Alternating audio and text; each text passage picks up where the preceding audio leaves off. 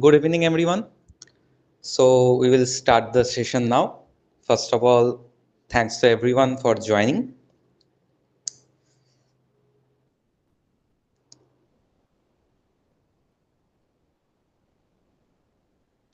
So, my name is Shagnik Datto. I am the founder and lead at NoobCode presently.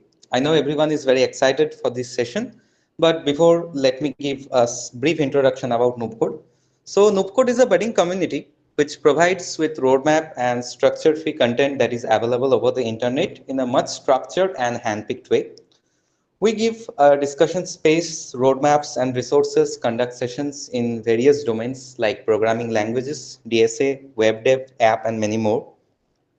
You can join too and be a part of this budding community via the Discord link that we will give in the description box in a few minutes. And definitely do connect us at LinkedIn too. That link will also be given. So without further ado, let me introduce you all to our today's esteemed speaker, Mr. Shikhar Ghosh.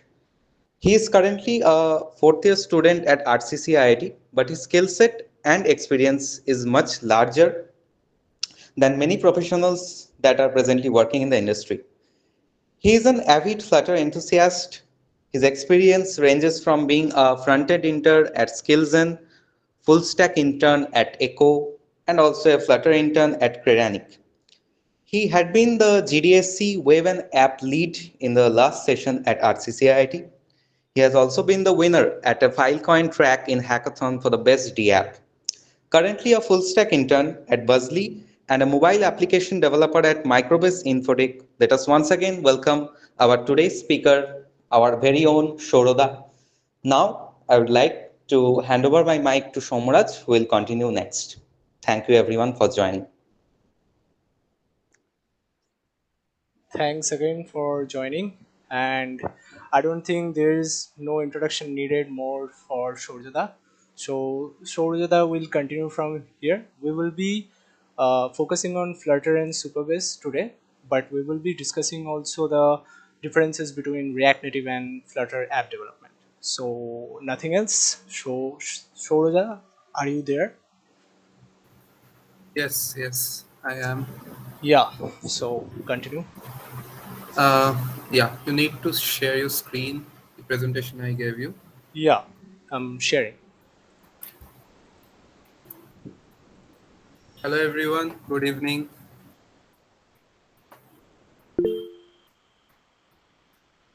Yes, please.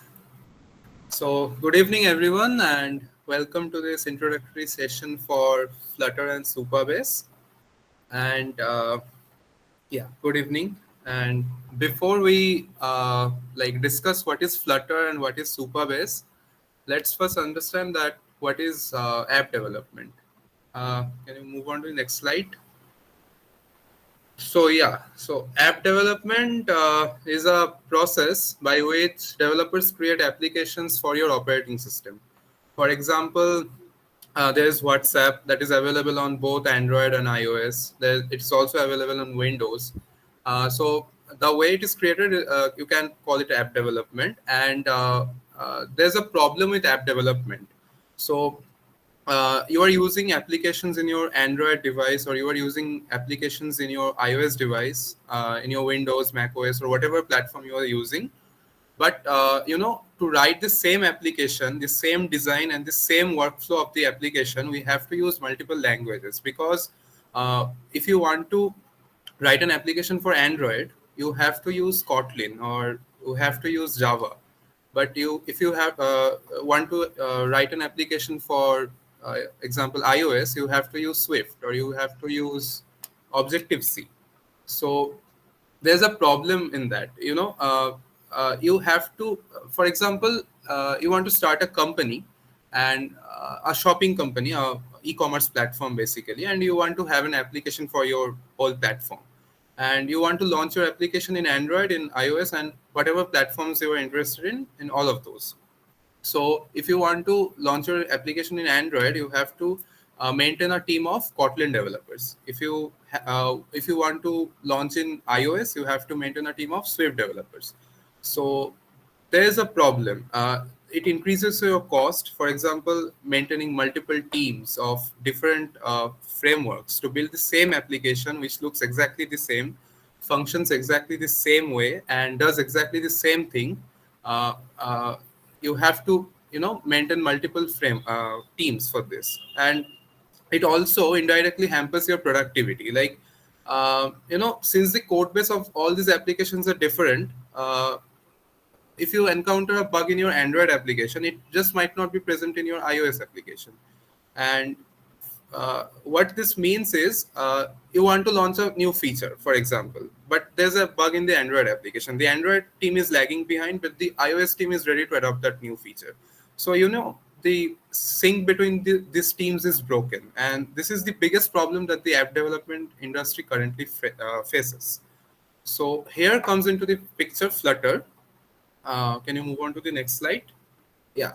So Flutter is here to solve a problem, and the problem of this segmented code base to write the same application. So Flutter is a UI toolkit by Google, and it is currently being maintained by Google. And with Flutter, you can have a single code base and write applications for multiple platforms with that exact same code base. No line modifications, nothing. You write it for one application, you build the application for another. It's basically like Java. If you are familiar with Java, has someone used Java here? Perhaps I'm going too fast. I don't know. Just let me know.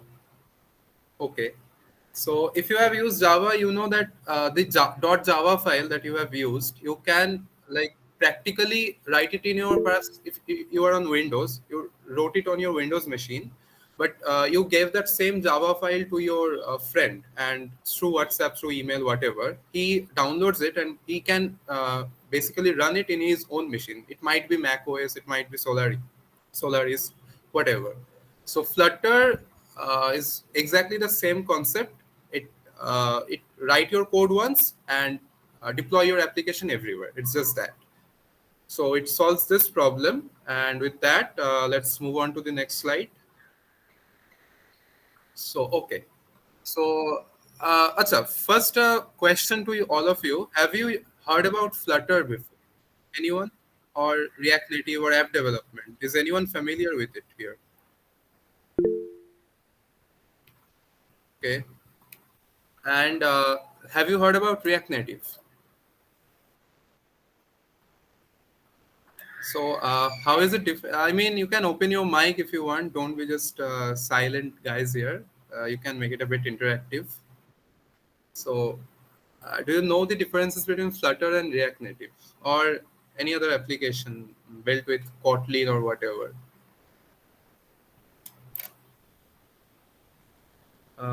Okay. Anyone wants to try at least? Am I audible?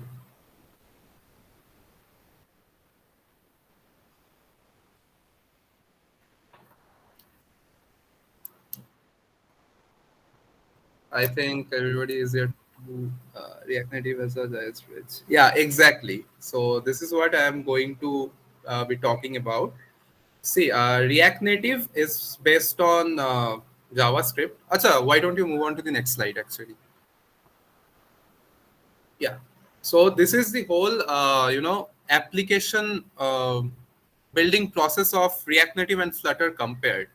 So Flutter is built using a language called Dart, which I will be talking about later in this session. But first, let's talk about React Native, because it is one of the main competitors, or it's not a competitor. The use cases are quite different from Flutter, but still. So React Native is based on JavaScript, and I am assuming that most of you here might be familiar with web development. Most of you have written at least some lines of JavaScript here before. Yeah.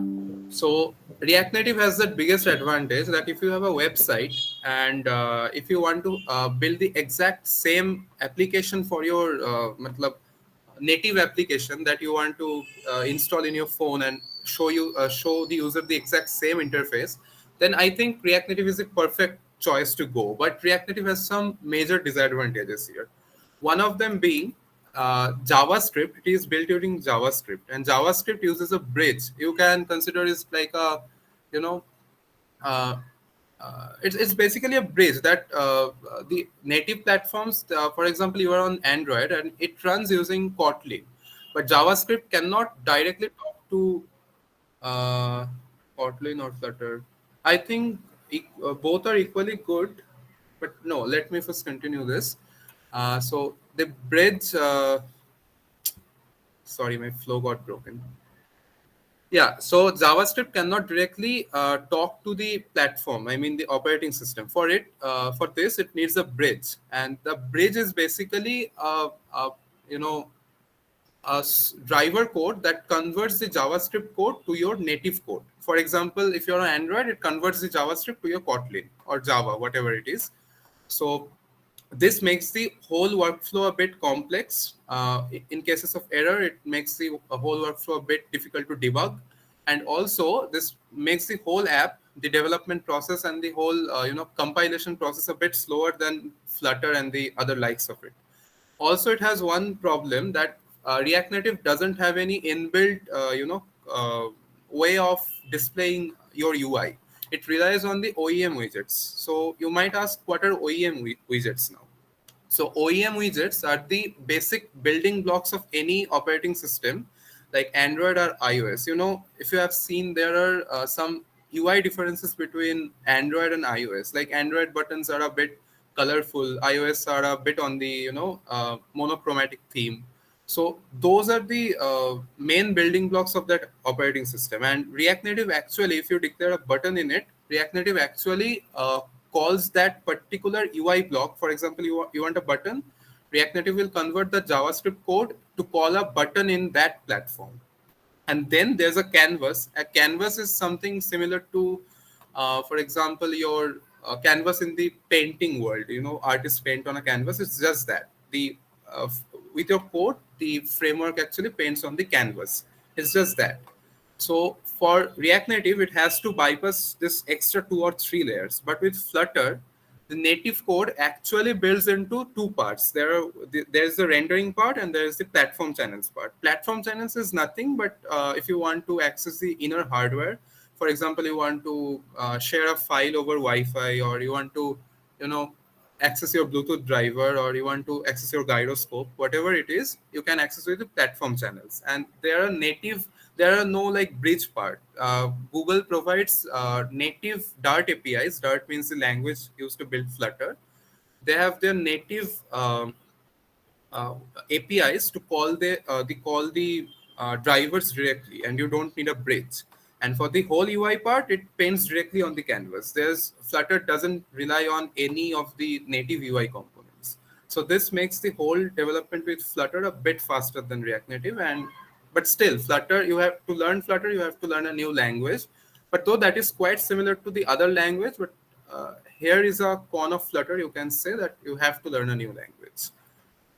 Okay, so next slide. Achha, you can tell me if it's going a bit boring. Actually, I'm not interacting because no one's speaking and no one's interacting actually. Yeah, so I have talked about Flutter a lot and what it is. Like, let's deeply discuss its features. Next slide. Yeah. Yeah. So as I said, in this screenshot, you can see that it is in the right-hand side, it is an iOS application, and in the left-hand side, it is an Android application. You can see that there are no visual differences. You cannot say that it is built using Flutter or Swift or Kotlin or whatever. It is just a normal application, looks like any other application, and it looks exactly the same in your iOS device as well as in your Android device. So the exact same code base with no line modifications can be used to build and deploy multiple applications in multiple platforms. Next slide. So yeah, you might have already guessed it. There must be some, drawbacks to using Flutter.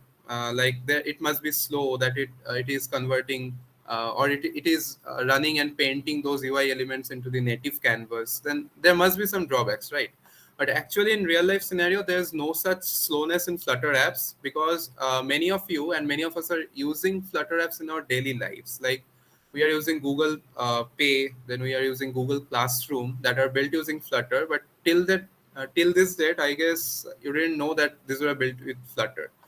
So there's no performance drawback whatsoever in using Flutter. It performs and displays your application in exactly the same way as any other application. Uh, Next slide. Yeah, so this is one of my favorite parts. uh, this is the platform APIs and the third-party integration. For example, you want to change the theme, or you want to set your app theme to your device's theme. For example, your device is scheduled to use dark mode in night and um, light mode in the daytime. So how will your Flutter app know that which theme is your device using, and how will you update your UI accordingly, like a dark theme or a light theme? So Flutter has this third-party integrations with your native platform, and the platform APIs, those are called platform APIs basically. With those, you can access any device related feature, like a theme, like your like some of your hardwares like Bluetooth or your NFC or your Wi-Fi card, whatever. You can access it with Flutter with ease, and it basically feels like you are coding from your like coding in your native language only. Like for Java, Android, it feels like you're coding in Kotlin only. You don't need to allow for any specific permission for Flutter. You just write the UI part and it's done. That's it. Next slide. Yeah, also, since I was talking about multiple platforms that you can use the same code base for building in multiple platforms, you might be thinking, so okay, iOS applications look a bit different, then Windows applications also look a bit different. Like Windows have those crossbars at the top, and Android doesn't have those.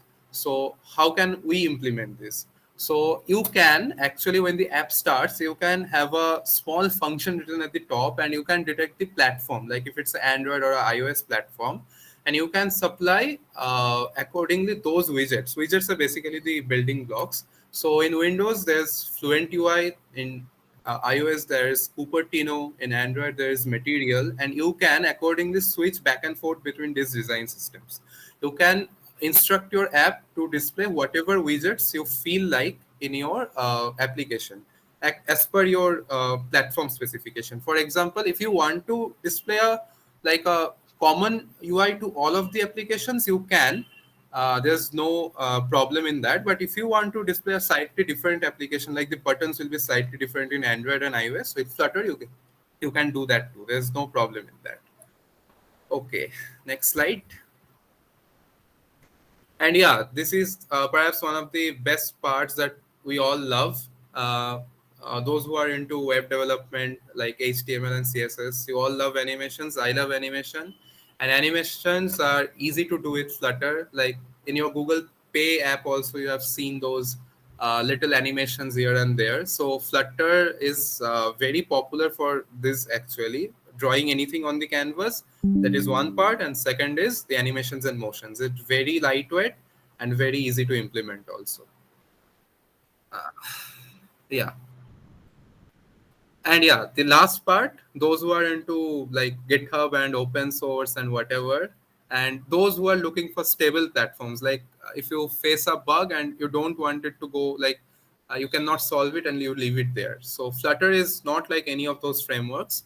It has a bustling community and it's open source. Open source basically means that Google has open sources code. You can find it in GitHub. If you find a bug in the framework itself, you can report it to Flutter team itself via issue, or if you like know how to patch the bug, you can also open a pull request and Google's team will review it and merge it if they feel that this is good. And coming to the community, Flutter is a very active community. There's Discord channels. Yeah, please.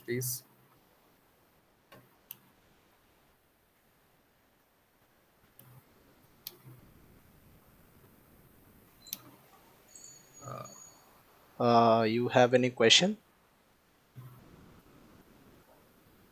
Cool. Okay. So it has a very active community. For example, if you find a bug and you don't know how to solve it, just hop onto their Discord server There's their GitHub discussions page also. It's like a small Reddit forum only. You can go there and you can ask your doubt. For example, you cannot build a particular UI, or you are stuck in some particular, design element, or in a logical flow only. You can ask your question there, and there's always someone to help from the team itself, or even if it's not from the team, it might be some another developer like you who faced the exact same problem, and he will be replying to you and solving your problem. And yeah, so it's basically that. It's a very active community, so you will not be facing any problem as per the development process at least. Yeah, Uh, and coming to the active community, we have a very active community in Kolkata itself. It's called Flutter Kolkata. You can find them on LinkedIn and Twitter, I think. You can join their group. They organize very regular sessions on Flutter development, and they bring in speakers, like very notable speakers from here and there around the world. You can join their team and be a part of that community to learn more about Flutter. yeah. তো দাদা Okay. আমার একটা question ছিল, আজ করতে পারবো? হ্যাঁ হ্যাঁ বল বল। Sure, sure. দাদা বাংলাতেই বলছি, মানে আমি ঠিক হ্যাঁ আছে। হ্যাঁ হ্যাঁ বল বল। তো আমি মিটিংটা লেট করে জয়েন করেছি, মানে আমি প্রথমের দিকে ভালো শুনতে পাইনি। তো আমি বলছিলাম যে আমি জানতে চাই যে আগে কোনটা করা উচিত, ওয়েব ডেভেলপমেন্ট না অ্যাপ ডেভেলপমেন্ট, মানে ওটা কোনটা বেসিকটা আগে কোনটা করা উচিত? ডিফিকাল্ট কোয়েশ্চেন, বাট তোর যেটা ইচ্ছে তুই সেটাই করতে পারিস, কিন্তু তোর মানে যদি কোনটা করলে ফাউন্ডেশনটা ক্লিয়ার হবে, মানে বেসিক্স আর ফাউন্ডেশন? আই থিঙ্ক দুটো করলেই তোর ফাউন্ডেশন ক্লিয়ার হবে, বাট তোর আগে কোর কনসেপ্ট গুলো বেশি করে করা উচিত, লাইক অবজেক্ট ওরিয়েন্টেড প্রোগ্রামিং, এগুলো সবখানেই লাগে। মানে প্রথমে জাভা করব, জাভা নাকি তারপরে? করতে পারিস, ইফ ইউ ওয়ান্ট করতে পারিস, বা সি প্লাস প্লাস এরও অবজেক্ট ওরিয়েন্টেড কনসেপ্ট হয়, সেটাও করতে পারিস, আর যে কোনো করতে পারিস, সেটাতে কোনো প্রবলেম নেই। বাট ফাউন্ডেশনটা ক্লিয়ার হলে তুই যে কোনোটাই করতে পারিস, web app doesn't matter, Flutter JavaScript doesn't matter then. Okay okay, thank you. Okay, so I've talked enough about Flutter and what it is not. We at NoobCode have built a small application to demonstrate you that it is truly like multi-platform. I'll be sharing the links here. One is a web platform, like it's Flutter Web. It is a website built using Flutter, and the another one is a just give me a minute. Guys, The another one is an Android application built using Flutter. Both of these are does the same thing as I mentioned before, but just open it once and we can have a little chat there. After opening up the link, you will be getting two input fields. One is the username and the server name.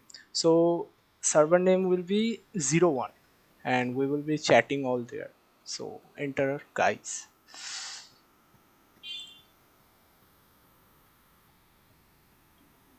Basically, you can give any server, I mean, chat ID you want. It's just something like a server channel ID basically. So you will be only receiving conversations on that channel only, and not from the other channels. It's basically just that. You can write anything there if you want. I've written a message. The server chat ID is 01, right?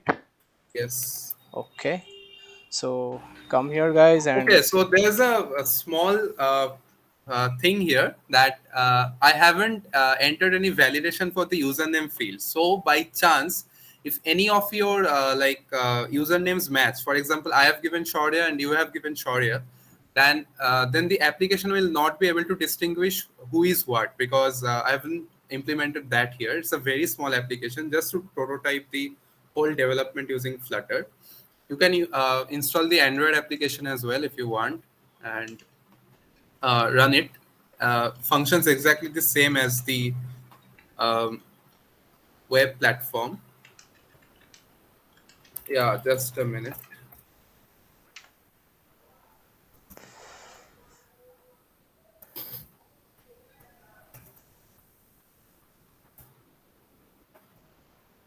Yeah, here is my LinkedIn ID.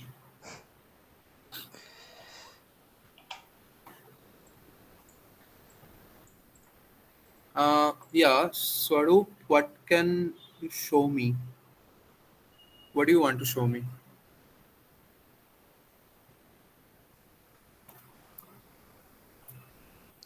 Oh. Okay, so actually this was just a small demonstration that the same application can be built for as a website, can be built as an Android application. It was the same code base. I haven't written one extra line of code anywhere. It's the same thing. Okay, the app link is basically, since it is not deployed on Google Play Store, you actually have to download the APK, and perhaps your Android platform will be showing that you have to allow unknown sources to install it, allow it, and after that you have to click on install anyway, because your operating system will be blocking this application by default because it is not from Google Play Store. Once you have clicked on install anyway, you can run the application.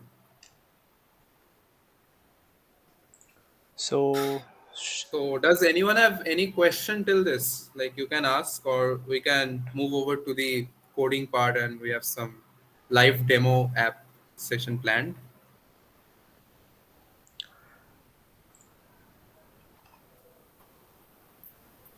you can open your mic, guys.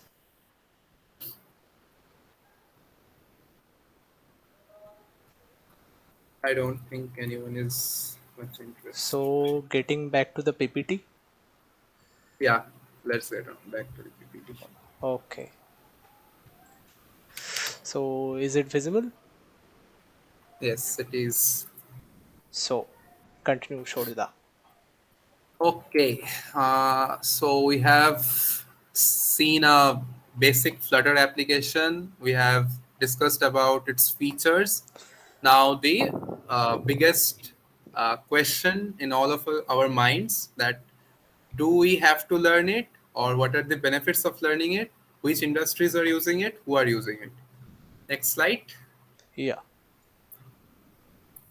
Okay, so in here you will be able to find some big names, like there's Google Pay, obviously there's Kotak, there's Nubank, there's Telegraph, there's Ubuntu. Actually, Ubuntu is a Linux operating system, and the installation screens from, I think, Ubuntu 20.04 version, the installation screens are being built with Flutter only. Yeah. There's Tencent's the mobile app for PUBG, not the gaming app, but the community app. It is built with Flutter. Then there are some other big names also. Like yeah, you can hop on to flutter.dev/showcase later on if you want, and you'll be able to read the case studies. Like many companies who shifted to Flutter after building in native platforms, you can read about their case studies, how much reduction in code size they achieved, like in a percentage terms, what was their overall testimonial. Google has listed the most popular ones and chosen some of them, and you will be able to find it in this link that you can see in the bottom corner. Okay, uh, Shourya. There yes. was one question from Aniruddha that in terms of getting a job, which one is better, Kotlin or Flutter? I think both pay equally. Based on what I found on LinkedIn, you can expect both of these tech stacks to pay you equally. Flutter slightly being on the higher side because the whole popularity, I mean, it's a bit controversial topic, but it's my opinion. Kotlin, the use of Kotlin, who are using Kotlin, it's fine and okay, but the new companies who are, perhaps you have started a new company or a newer tech stack, those companies are not really preferring those native tech stacks like Kotlin or Swift or whatever. They will either go with Flutter, or even if not with Flutter, they will choose React Native or some other likes of it, but not they generally don't want to go with those platform specific development tools. So I think if you choose Flutter, or if you choose any other cross-platform framework which are popular, I think it is a good option for you rather than choosing some native platform. They're not going to die. They're far from dying, but still, I think the popularity matters while getting a job. So that is it. Any more? Okay. So the next question topic is career opportunities. So the line that I have mentioned here, in India, entry level is 10 to 12 LPA. It's basically for the product based companies and not the service based companies. The service based companies like Infosys and TCS also have Flutter developers, but their salaries are generally in the range between, let's say, 4 to 6 LPA, it's entry level. And if you manage to get into a product based company, it's way beyond like 9 to 10 LPA. You're guaranteed to get somewhere between 10 to 12. So this is the scenario in India, and I have listed down some of the like most visited countries, you can say, for which who have IT industries. So these are their like Flutter developer salaries, median salaries. These are. Uh, have a look at it, and let's move on to the next slide. Yeah, Shourya, there is one question from Deep Narayan Patra that Yeah, what, I can see. yeah, okay. The best tech stack to use for backend with okay, for Flutter you can use any backend. There you can call REST APIs, or you can call GraphQL, you can call gRPC, whatever you want.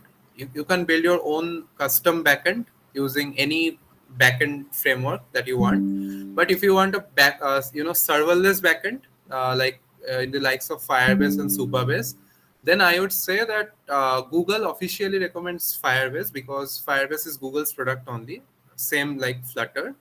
So the integration between Firebase and Flutter is great. They have dedicated SDKs for Flutter, but Firebase is not open source. And if you are into like open source and want to support open source, and also Supabase has some many more advantages in comparison to Firebase. For example, Supabase is SQL based, so it is a bit difficult to get started with Supabase at first, because it relies on like SQLs and those different topics. But it's not that difficult to learn. You can like sit for 3 to 4 days learning SQL, basics of SQL, and you can build a very small scale backend for your application using Supabase. So if you're really into that and want to do, I would recommend that you go with Flutter and Supabase, because both of these platforms are open source. And Supabase also, like Flutter, has a very good community. Like their Discord server is, I'm a very active member of their Discord server, and they have a very, I mean, engaging community. So yeah. Yeah, so these are the developer trends. These are up to 2023 February. These are I mean, statistics. So in Stack Overflow, there were like 150,000 plus questions being asked on Flutter. The GitHub stars for Flutter repo was 150,000, and for React Native it was 108,000.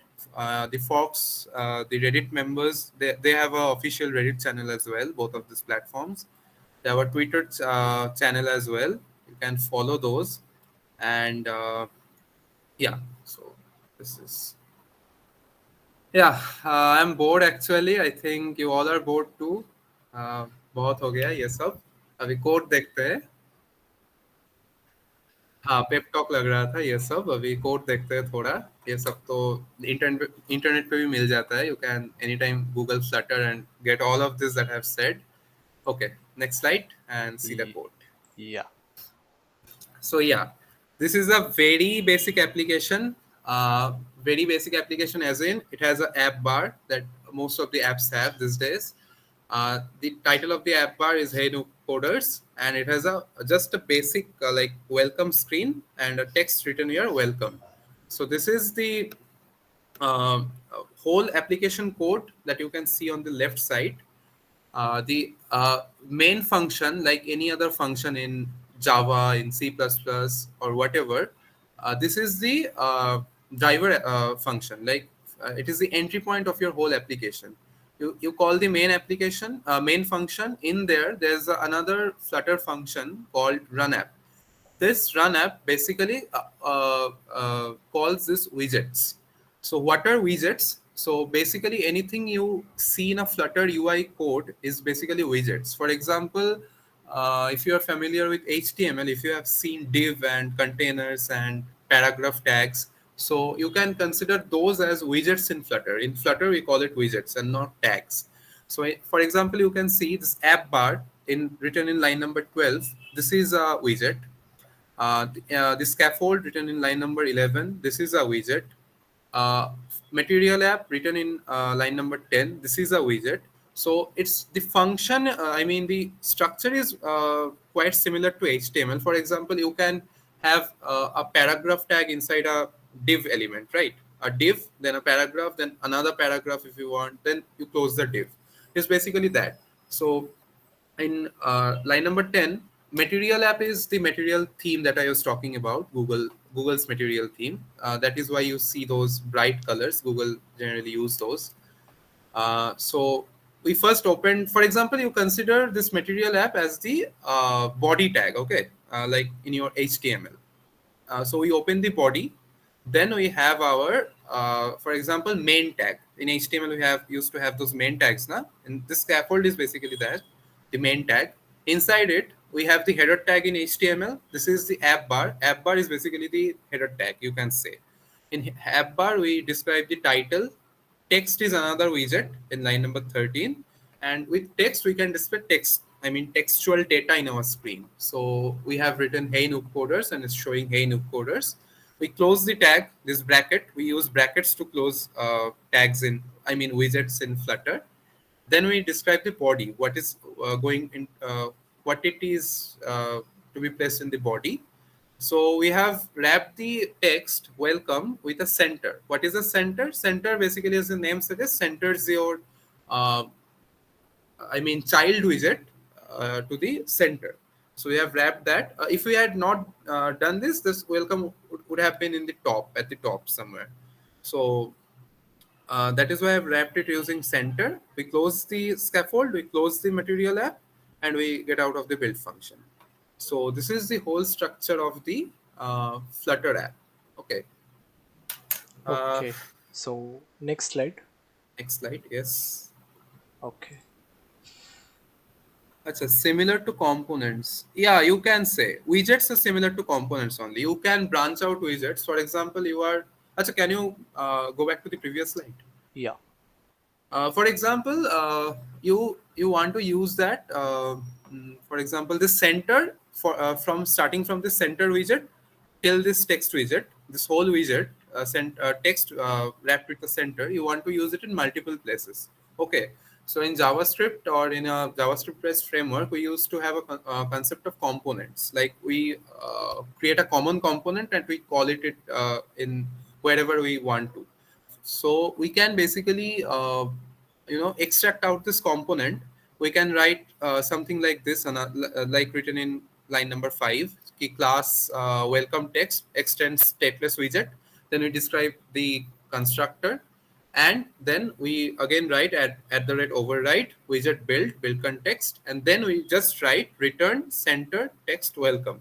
Once that is done, we close the return statement, we close all the braces, and then you can basically in the body section you can write the name of the widget that you just created, custom widget, and import it, and it will show you exactly the same data. So the component system is here also, like JavaScript. Yeah, cool. Next slide. Yeah. So yeah, you just saw that 19 lines is what you need to write that simple of an application. And Flutter actually provides those things that you just saw: material app, then you just saw scaffold, then you saw the app bar, the body. These are some of the components, the center text, all of these components. These are some of the components that Flutter provides by default.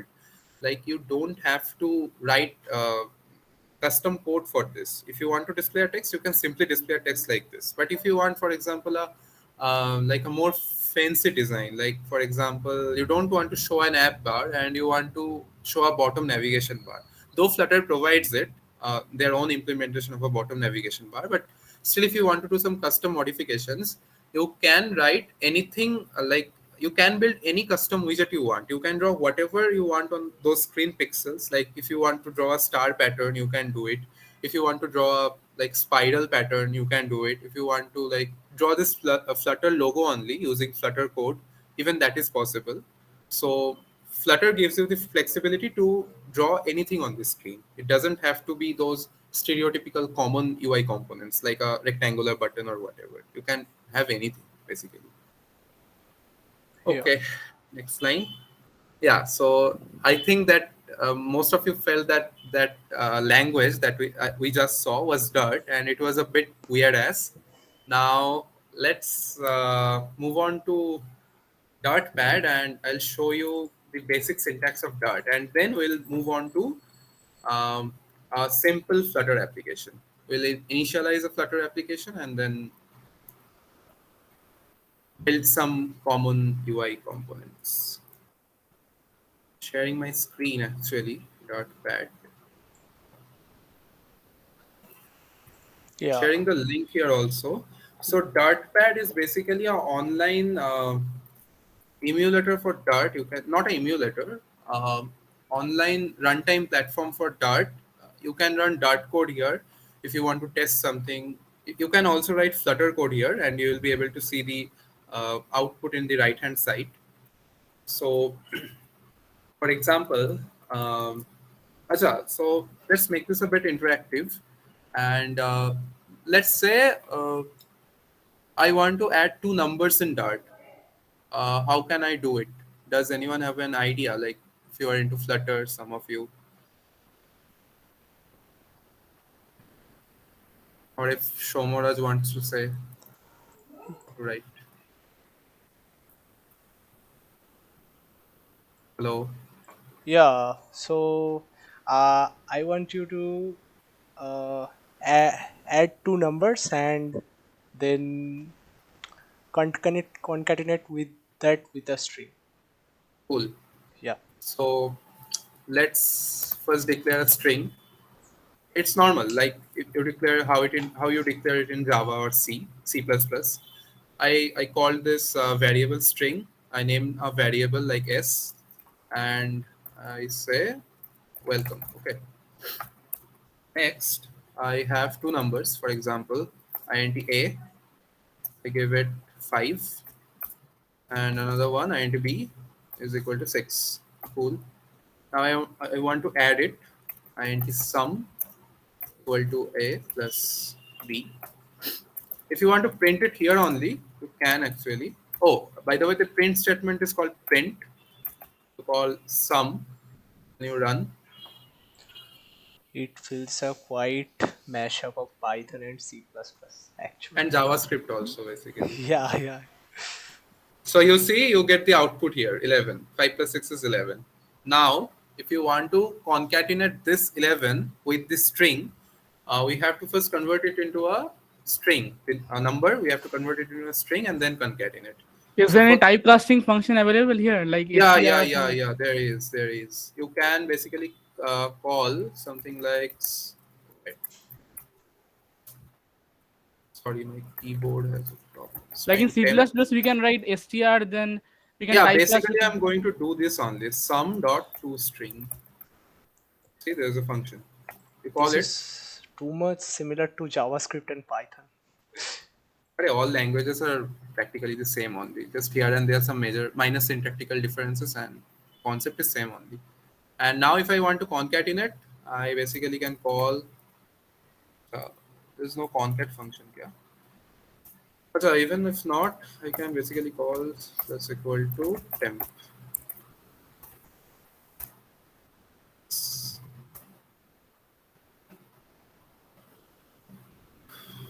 See, welcome 11. This is the output. So this is very similar to any other language that you know, and you can also like, for example, if I want to create a list, I can. A list means an array in Java or C++. You can call it like this. You call it with a list constructor, and then you name the variable, I mean data type that you want to have. I want an int type. I name the variable, for example, list int equal to, now I am putting some numbers here, 2, 3, 4, 5. Cool. And now I want to traverse this, like print the numbers in a serial order. Declare a loop for int I equal to 0, I is less than 5, I plus plus, in the curly braces, call the print function again, and then you call list int I. Yeah, just that. Cool. So, does anyone want me to like perform any? Does anyone have any question with the Dart language? If you know this now and some minor bits of oops with like in the likes of C and C++ and Java, you will be able to grasp Dart. There's nothing much difference in those languages. I just saw a raised hand somewhere. Yeah, I, I want to ask a question. Like here, the print statement, like you are writing the print function, like does Hmm. it have inbuilt new line character at the end? Like because you didn't mention any backslash n at the end because I think it has, because the print statement is not something that you use in your like application, Flutter application. You use it in your Dart code only. I think it has, but I am not exactly sure if it. like in Python it has, but I don't in other languages it doesn't have. Like in C++ or C, printf is like Uh, I think there must be a solution. I need to Google, but since this print is not much used in the app development scenario, I really don't know if okay, we okay. can print it the same line. But there must be some doable, workaround for this. Does Technoflask know if we can print it in the same line? Because I don't know. I need to Google. In Python we can do it like we can write at the end comma end equals to then we can write within double quotes nothing. Like can you try Yeah, it I here? know, I know, I know. I'm just Yes, Googling. yes, this one. Like I'm telling this one only, but I don't know it will happen in Dart or not. Okay, so there's a function called std out. I just Googled, and just a minute. Let me try. I'll be trying it for the first time actually.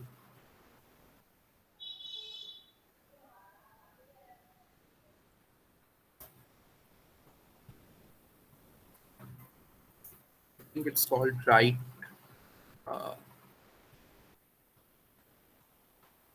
just a minute.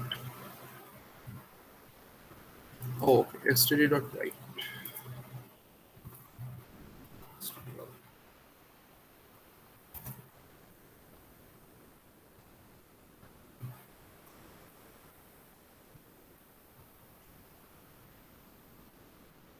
Oh, cool.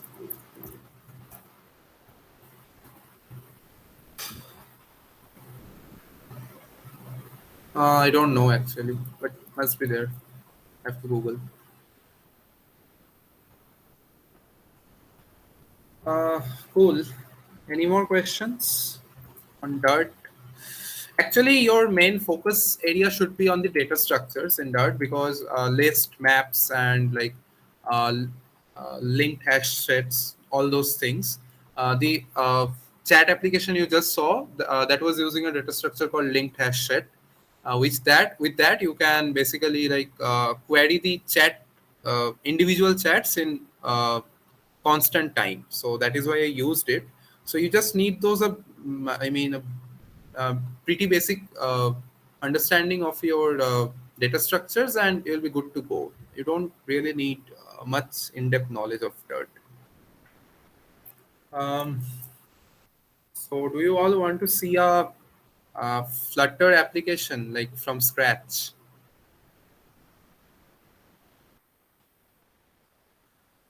Cool. Let me share my entire screen then. yeah. Carousel. Okay. Yeah, yeah, I can. So let's first initialize a Flutter project, empty Flutter project. So the initialization command is flutter create. Okay. Flutter create and I name it NoobCode, for example, NoobCode session. Will initialize an empty project for me. I go to NoobCode session. Wait, let me open my VS Code.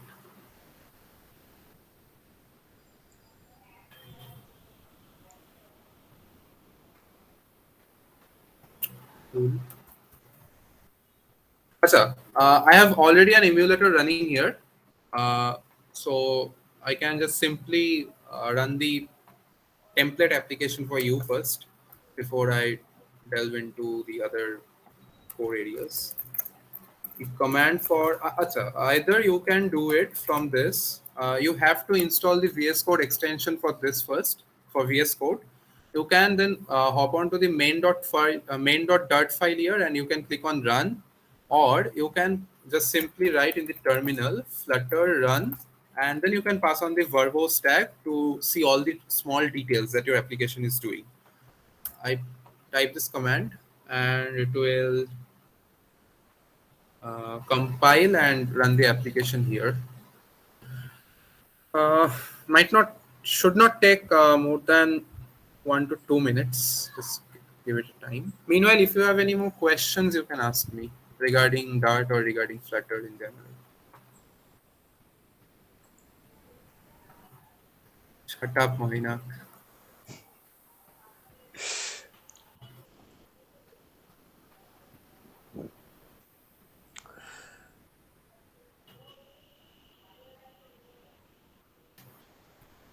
Why are you also silent? Like, interact. Yeah, I have one question that uh, I know a bit React Native, but will it be easy for me to jump in Flutter now?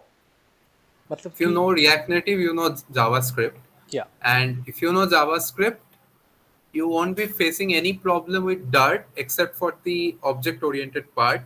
Like if you remember in the previous slide, I you yeah, saw those class concepts, na? Class yeah, extends. yeah, You will be facing problem with those. And if you know a little bit about like inherited classes, yeah, constructors, and those other stuff, like we find it in Python, even Python has object-oriented programming.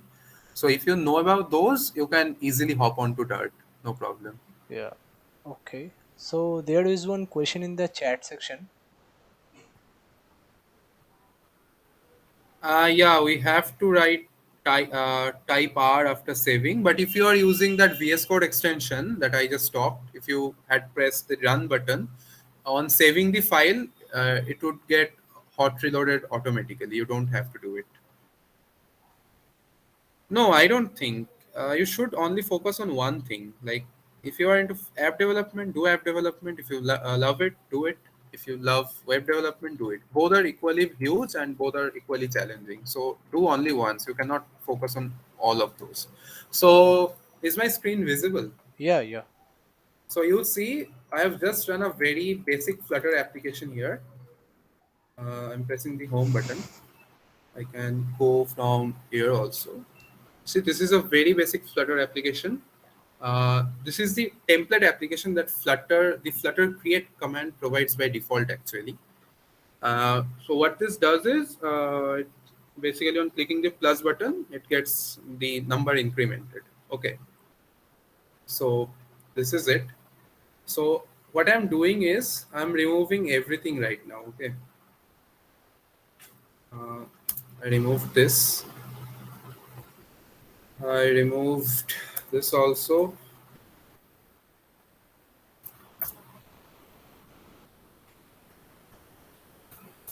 Sir, what was the question? Carousel app, right?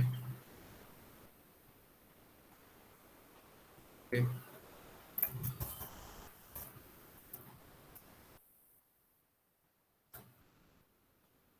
Um, let the app bar be something called app bar. I create.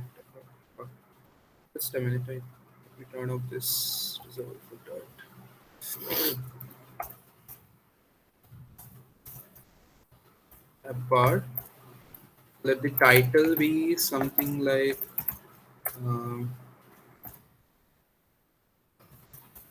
browser.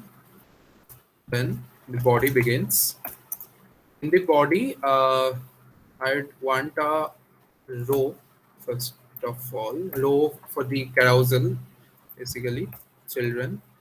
And before that, I want to like I'll be creating three or four containers, and with those containers, there will be two arrow buttons on each side of the screen, and on clicking that, you'll be able to like scroll into the next uh, container. Okay, so yeah, sure, visible, Yeah, now it is visible. Nice. cool. Mm, so I'll be creating a list of containers first.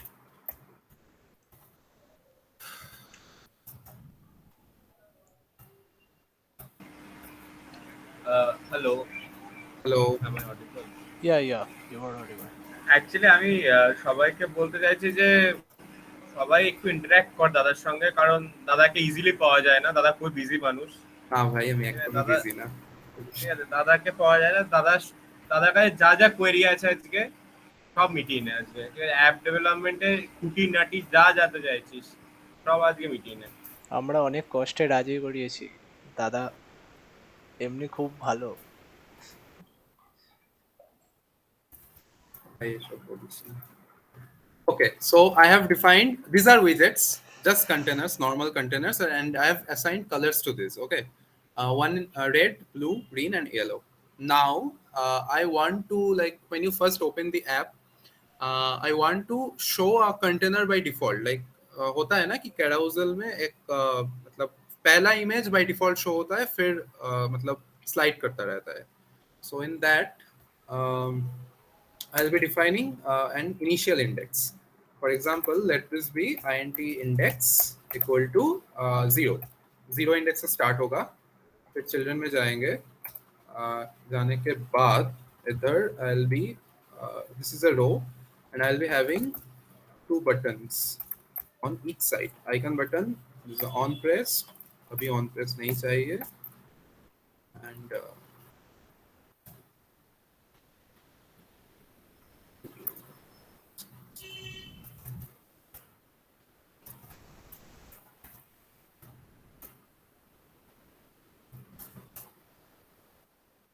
problem with my keyboard actually today. My keyboard is malfunctioning.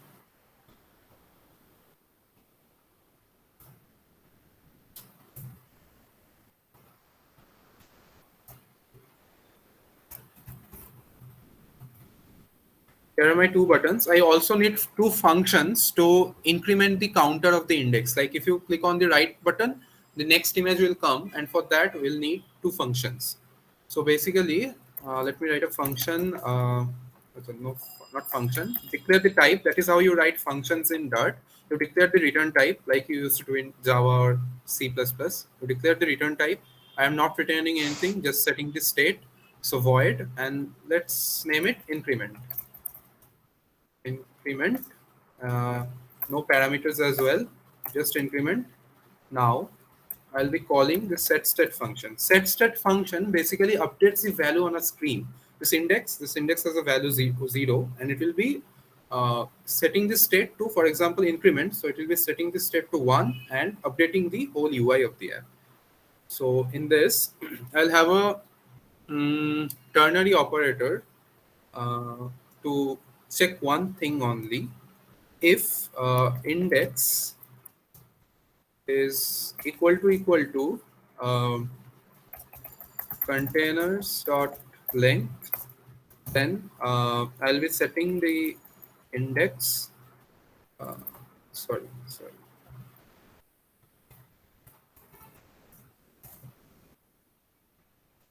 0, else I'll be just doing index plus 1.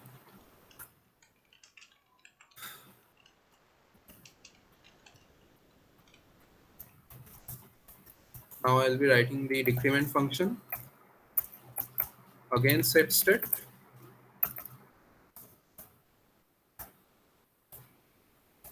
Index equal to index equal to 0, then I'll be setting it to sorry.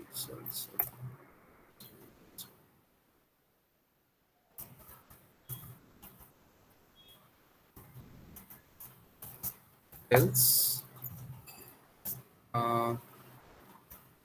index minus cool. Now I'll be passing it to the this is the decrement. I'll be passing it to decrement, and this is the increment. Cool. And in the middle of this, I'll have a size box. Size box is another widget which basically does is it allows me to define a height and width. So for example, I want the height of this containers to be 200 and the width, basically any width that it wants. Let's just keep it double dot infinity. And I have to assign a child, and in this child I'll be doing this containers index, and I have to also expand it because row by default doesn't know कि ये size box का actual width कितना होगा, because Flutter का जो compiler होता है that is a one pass compiler. It traverses down the entire widget tree. I mean entire widget tree is nothing but this. This is the first widget in the tree, my app. Then there's come material app. Then there's my homepage. So it goes down to the leaf node, the entire depth it traverses, and then it finds the constraints of the widget. Constraints means the height and width basically of that leaf widget, and then it passes on to the parent widget, and then it comes up again. So this is how Flutter functions, a bit different from HTML. So that is why I have to pass another, wrap it with another widget called expanded here, so that Flutter knows that I want to expand this till the maximum push, extent allowed, after leaving space for this icon button and this icon button. Cool. So I think my app is ready. If I type hot reload with the R,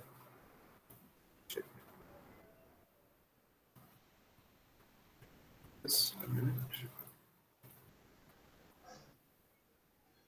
Oh, I think I missed functions.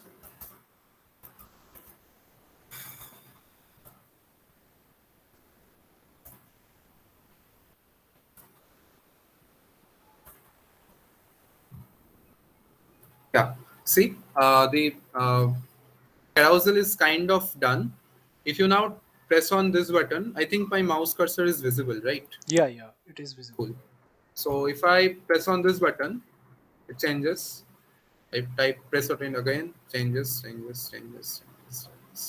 This is, if I click on it, this changes.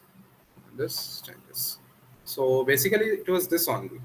And now if you want to like add a index, for example, you want to show the index of this container, like the red container is in index 0, right?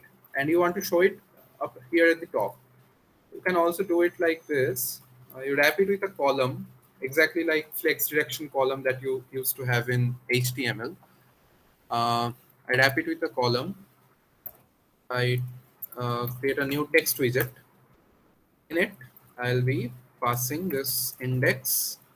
So see, this says that this index is a type of int, but this text widget actually expects a type of string.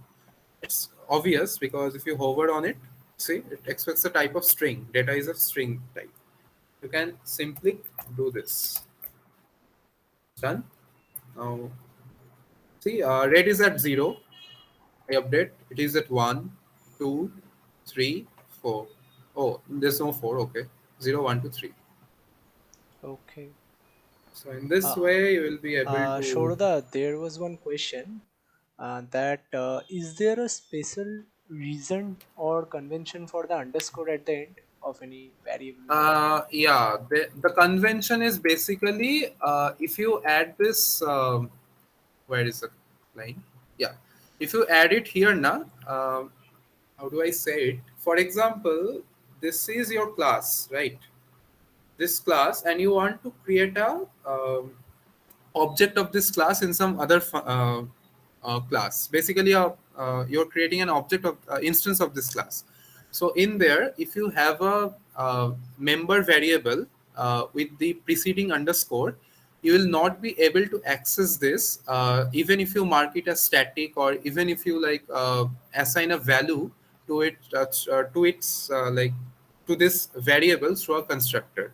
If I remove this now, for now, actually I cannot create In new. Python, we call this as private variables, like Yeah, private. yeah, basically the same concept. I cannot show it to you here because this is not a data class, it is just a UI class.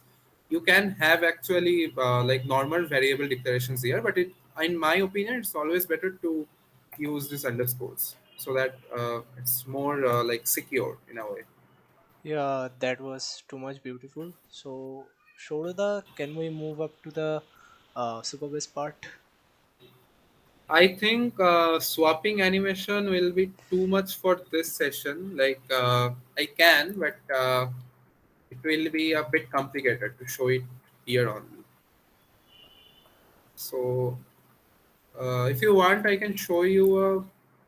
Okay, cool. If you want, I can reach out to me later. I will be sharing you the code if you really need a swapping animation. Yeah. Let's go to the Supabase part now. Yeah. Okay. Okay. So, Yeah, so now what the heck is Supabase? So you cannot build backends with Flutter. All of that code that you just saw, and whatever you write in a Flutter project, it's always front end. You cannot have a backend there. There's no you cannot build a backend with Flutter. But for example, you want a small scale application and you really don't have a need for customized backends. Uh, like uh, like you just need to store some data and perform CRUD operations and have a basic level of security. Like my data cannot be modified by Shomuraj and Shomuraj's data cannot be modified by me. Some security of this type, right? So for in this type of scenarios, like where you have to perform some basic CRUD operations, you can use a serverless backend, and these are known as the BaaS services basically that you find. Firebase, there's Supabase, there's backendless. There's also many other. I think there was Heroku was also one of them, I guess, because they provided a SQL feature also. Yeah, there's nhost also. Nhost is also very good. So and yeah, one more thing, all of the names that I mentioned right now, all of these are open source except Firebase. So that is my hatred towards Firebase. And Firebase also has some minor problems in defining the database. Like if you are familiar with JSONs and NoSQL structures, so Firebase basically follows that, and I'm not a huge fan of that structure. So that is why I like Supabase. And the app that you just used, I mean the chat application that we provided for a demo, that was built using Supabase's real-time feature, the fourth point in the slide. Basically a database only, we are storing the initial message in the database, and then we are exposing a stream of data in our Flutter application through a subscribe method basically. And we are creating triggers for any change. Like if you insert any change in the database, insertion is basically you sent a new text message, right? And then in the Flutter application driver code, there was a section which triggered you know uh, triggered a callback to update the state. Like there's a new message, okay, I found a new message, update the state, update a new chat message. That is what WhatsApp does also. We did just that. Then Supabase was also, except for these two, this database is SQL based. Like you have to know SQL to make a database using Supabase. It uses Postgres in the behind the scenes. You can also perform authentication. Authentication means you don't have to write a specific function for your to handle your authentications. Like if you want to have Google authentication in your app, like your app is protected, and you click on login with Google, and then you can access the app. Like it's a social media app, right? in those type of scenarios, or if it's just a protected app, you don't want anyone to access it without logging in those type of scenarios, there's Supabase function called authentication, and with that you can have third-party logins through multiple providers. There's Google, there's Facebook, there's LinkedIn login, there's Hotmail login, Apple login, and even if you're not satisfied with this, Supabase also provides its email and password वो वही traditional है जो email password वाला sign in होता है वो एक है और in addition to that they also provide phone based logins मतलब you provide a phone number in your website, in your Flutter app, in your next React Native app, whatever it is. You provide a phone number and Supabase will send you a OTP. You type in that OTP and you basically log in. So Supabase handles that also. Basically, through all of this, it minimizes the need for a customized and separate backend. That is what Supabase does. And storage is anything that is not textual data. Like you can obviously store an image or a video file in a textual format by converting it to a base 64 string or whatever, but it's not always like really efficient to do that. Like converting a 5 MB file to a base 64 string every time is not very efficient. So for those type of scenarios, you can also use the storage function. In addition to database, they also have storage where you can store any type of file, any file extension you want from the users. For example, you want to build a social media application like Instagram, and you want to store the pictures that the users upload. How you design the application, it's up to you. What do you want to name the file? What do you want to like? What is going to be the primary key for the users? I mean, the unique identification for the users. Like we have our Instagram IDs. Those whole system designing is up to you. You can customize it however you want, but these are the basic functionalities that Supabase provides. On top of this, it's up to you that how you want to build it. If you want to build like Instagram, you do it. If you want to build like Discord, you do it. It's up to you completely. You have that flexibility. So Supabase is up to this only, and yeah, I think I have provided another slide also. Yeah. Yeah, so this is how you integrate Supabase with Flutter. Just this much lines of code only. So basically, you create a project in Supabase. There's a SQL editor in there, okay, and you run this a create table query. Basically, those of you who are familiar with SQL might know this, but I think explaining SQL is a really, I mean, out of scope for this session. But you can always Google it or come back to us or our Discord servers if you want. But this is how you create a table. I have just created a table in lines 2 to 5. In lines 7 to 9, I have inserted 3 demo values. I've created a table for countries, storing the countries. And I've inserted 3 demo values, US, Canada, and Mexico. Okay. And in the Flutter main function, you might just recognize the main function. This is the entry point of your whole Flutter application. And in it, you initialize the Supabase instance. Again, if you don't know about OOPS, you'll not be really able to grasp what is an instance. Basically, an instance is you are creating an object of this whole Supabase class, and you are initializing it with your own URL and anonymous key that you will get in your project settings. So this is basically a authentication that you are truly the one that is trying to access your database. I mean, except for your app, for example, I am building a clone application of your app, and I do not have these values. I will not be able to access your database, right? So this is why আমার একটা question ছিল yeah. যে আপনিও বললেন এখানে যে এখানে আমরা অথেন্টিকেশন করতে পারি, তো ওটা কি আমরা কোনোভাবে বাইপাস করতে পারি এসকিউএল ইনজেকশন দিয়ে অথেন্টিকেশনটা? কারণ এটা এসকিউএল ডেটাবেসের উপরে যদি বেস থাকে। এসকিউএল র এসকিউএল কোয়েরি সুপারবেসে রান করা যায় না। ওকে, র এসকিউএল কোয়েরি রান করতে গেলে সুপারবেসে ফাংশন লিখতে হয়। মানে সুপারবেসে সুপারবেস also has another type. I mean, Supabase provides some of the basic like select, delete, update, ये सब दे देता है, equal, greater than, less than, ये सब दे देता है. If you are not satisfied with this and you have like very specific query criteria, like you need to join 2 tables, join more than 2 tables, fetch specific values that is not in the Supabase SDK, in there you can write your own custom function. You have to just navigate around the whole Supabase thing after creating an account, and you will be able to see. So Supabase का function लिखने के बाद you can like create your own custom query there, and you can and you can run a query there, and you can fetch the data. In that case, it is quite possible that if you have not written a validation in your front end, it is quite possible, and also in your backend also, because for example, the function is expecting a string value, and you are passing a whole query as a string inside the string value. That is called SQL injection, basically. So you have to make sure that this function is injection proof, basically. মানে And parameterise queries use করা যাবে এখানে মানে parameterise queries use করতেই পারিস, কিন্তু তুই যখন ওই স্ট্রিংটা পাঠাবি না, তোকে ওই স্ট্রিংটাকে একবার কি বলবো ডিস্ট্রাকচার করে, মানে সিরিয়ালাইজ করে দেখতে হবে যে স্যানিটাইজ করে দেখতে হবে যে ওর মধ্যে কোনো কোয়েরি আছে কিনা। মানে তুই রেজাস্ক ইউজ করতে পারিস এর জন্য। রেজাস্ক ইউজ করে যদি দেখিস যে একটা পার্টিকুলার কোয়েরির ফরম্যাট ম্যাচ করছে, কেউ একটা সিলেক্ট কোয়েরি লিখে পাঠিয়ে দিয়েছে, তখন তুই এটাকে রিটার্ন করে দিবি। মানে এটা ওই হ্যান্ডলার ফাংশন থাকবে, গার্ড স্টেটমেন্ট বেসিক্যালি। ওই গার্ড স্টেটমেন্টটা দিয়ে তুই রিটার্ন করবি, তুই ওর পরে ওর ফাংশনটাকে এক্সিকিউট করতে দিবি না।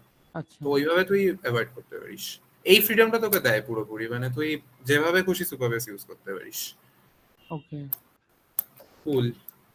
আর this is how you fetch acha, this is not a function that I just now mentioned ki you can write your own custom functions. This from select, these are not the custom functions.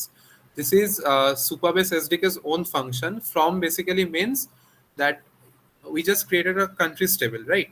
We'll be fetching the data from that countries table, and we'll be selecting everything. We haven't passed anything between the parentheses, the normal brackets. So we'll be fetching everything. We'll not be like filtering any values like the country has to start with U, or the country's name has to be within like 6 characters width. We are not doing anything. We are fetching everything. And this angular brackets that you are seeing here is basically we are destructuring the response into a type of map, and basically the type will be this ID. ID is the string here, I mean key, and your name in line number 4. This is the value of this return type. And since there are multiple rows as in there are 3 rows already, United States, Canada, and Mexico, this is going to be a list of maps, and that maps will be of type string and dynamic. So this is basically a destructuring of the response that we are getting. Why create that extra list? If you are not creating that extra list, it will generate an error. Error as in you will be getting a map, array of maps basically.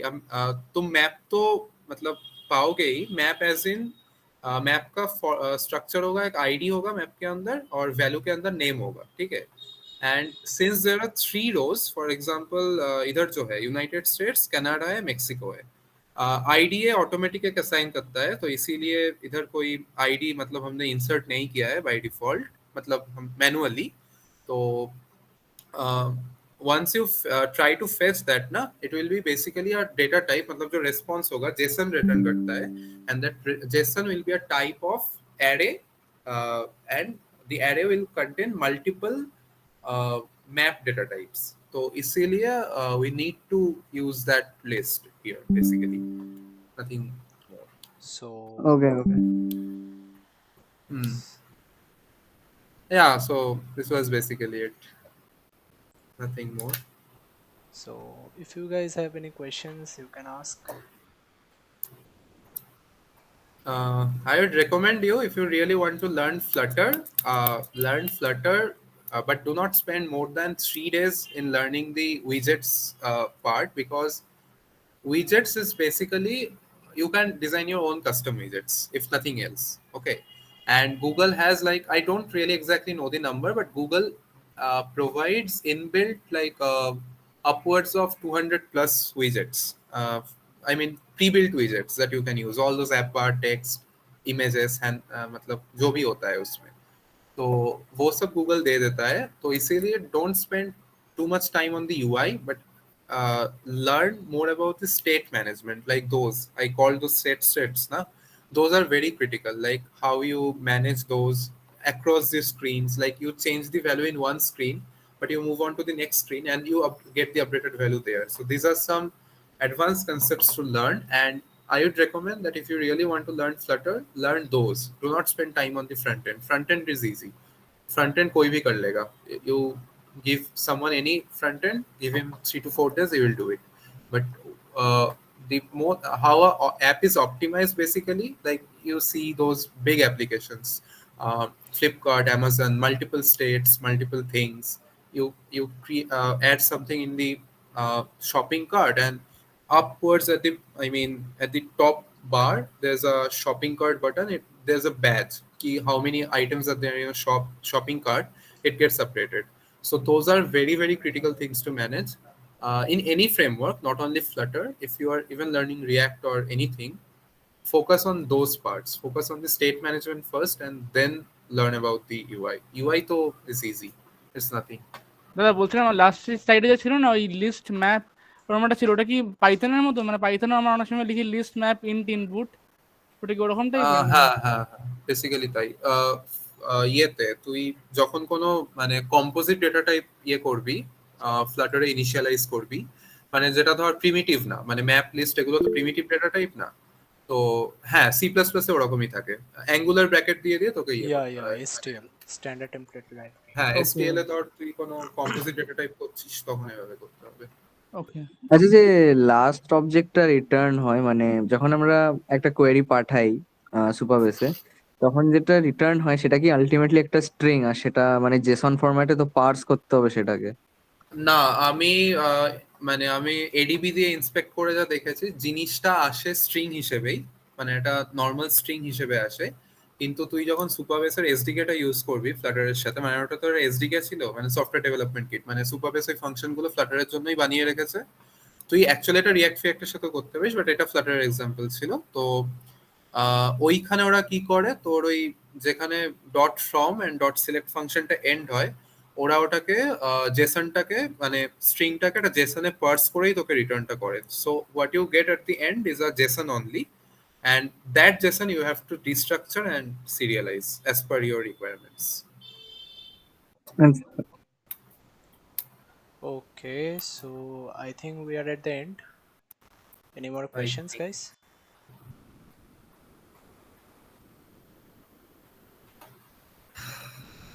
Acha, also if you need to have a look at today's app that we use, the chat application, I'm sharing the source code.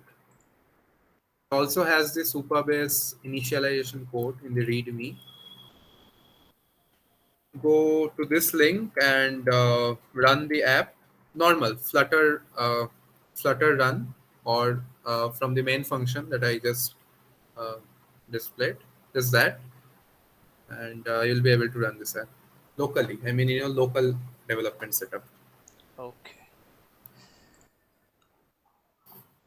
So yeah, so I think we are end. So thank you everyone for joining and having so much patience throughout this session. So a big thanks to Shourya, and now I will be handing over the mic to Shopnendu Banerjee for the rest. Shopnendu, are you there? Yes, I am. Yeah, bro. Yeah. So how was the session? All over. I need some feedback from you guys. Well, I think it was a bit boring for the people. Nobody really, interacted. Nobody, opened up the mic much. No, actually, we'll arrange one more session after this. Let's learn something, means let's build something. After that, we'll be interacting. So, Moyuk is saying it was a very informative session. Okay. So, can we spam that SSG amazing? Nah. In the never, chat box. Never. I'll be leaving Please. this meet. No. Sure, guys. Let's do it. Yes. Okay. So, can we open up our camera once so we can take a screenshot? Yeah.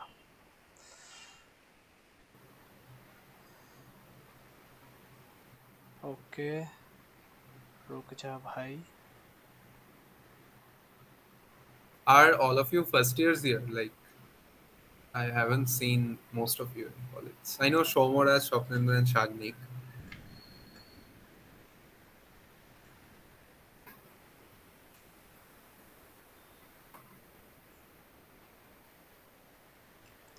Okay, cool. Yeah. So thank you for joining this session and keep supporting us like this. And I'm dropping the link tree here. So join our Ajay, Discord just give me server a and minute. If anyone needs okay, to okay. install Flutter and the basic developer docs, I'll be sharing the links in the chat box. So,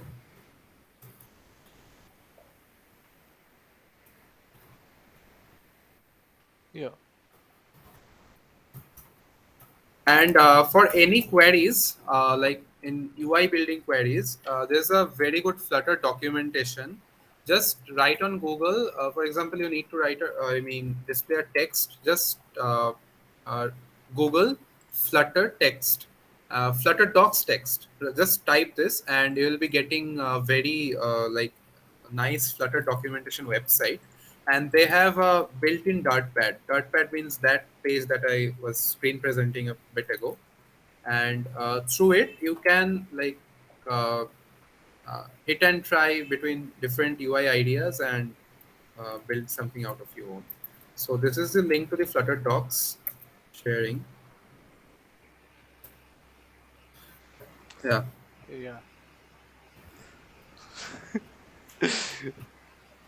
Okay, so thank you guys for joining. Thank you the seniors like Moinak da, Alim Ponda. And Shom Thank you for Sharada. joining this. Yes, Sohamda for joining this session, and a big thank you to Shourya at the end to give your precious time to NoobCode and arrange this session for us and for all our members. So we hope that we'll be conducting more such sessions in future. So thank you. Signing off for today. Yeah. There will be one review from guys. Please make sure you fill up it. And till then, see you. So, leaving guys. Thank you. Thank you for listening. Bye bye. Bye.